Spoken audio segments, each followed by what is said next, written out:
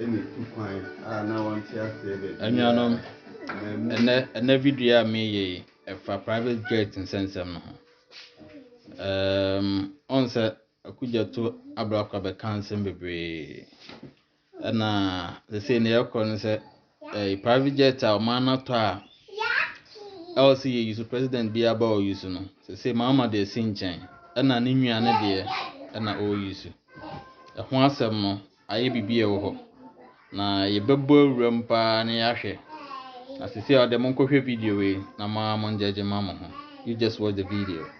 a lot will be coming ahead. Nansentemu ene abafuntin tafidie ya na nnamu na krofo hase keka ena mampani John Dramani Mahama wa hase o wo bo Ghana fo ka ene wo keka woni nyina ne sem ebeto odwasa wono ankasa ne nua Ibrahim Mahama ne private jet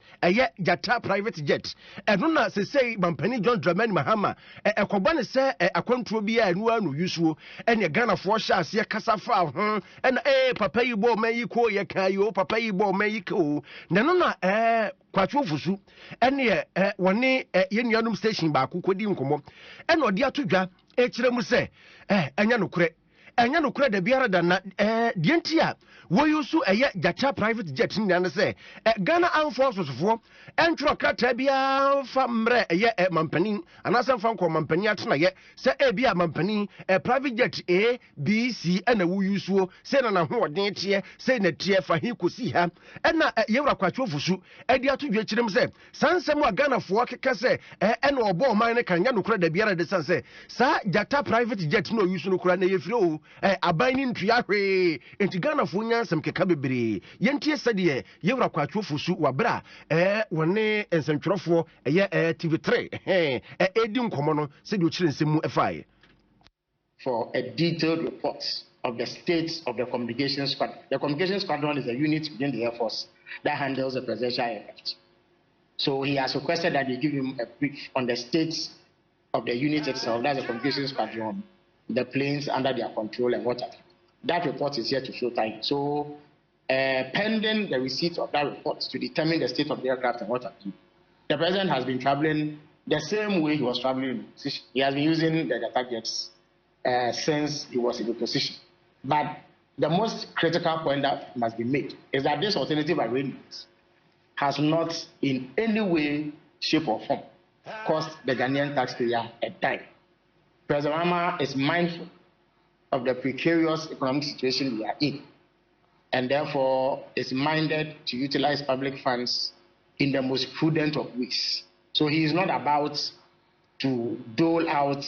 millions of Ghana cedis, as used to be the case in the very recent past under the previous government, to rent expensive aircraft to sit in. This aircraft has been available to him since his basic position. He has used it. Indeed, some of the bases that I referred to in the immediate aftermath of his election as president in December 2024 were undertaken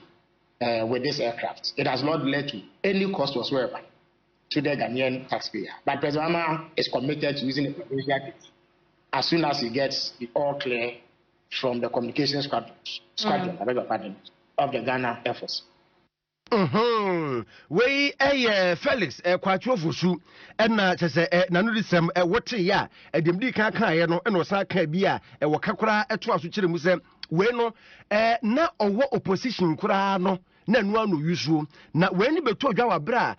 woti an na chi kakra ekọ Gambia na ene ebi hu ya omutwa ye twa hu video chese video ene beto abontene ene mampani John Dramani Mahama ebo Ghana ka ene chese ensentwerofo bi sukura fa ho de ye papai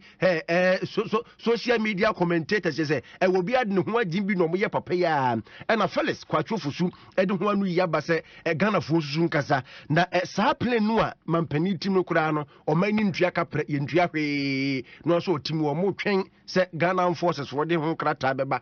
na o man na kasa de wo se mampani yusu no na wa hyase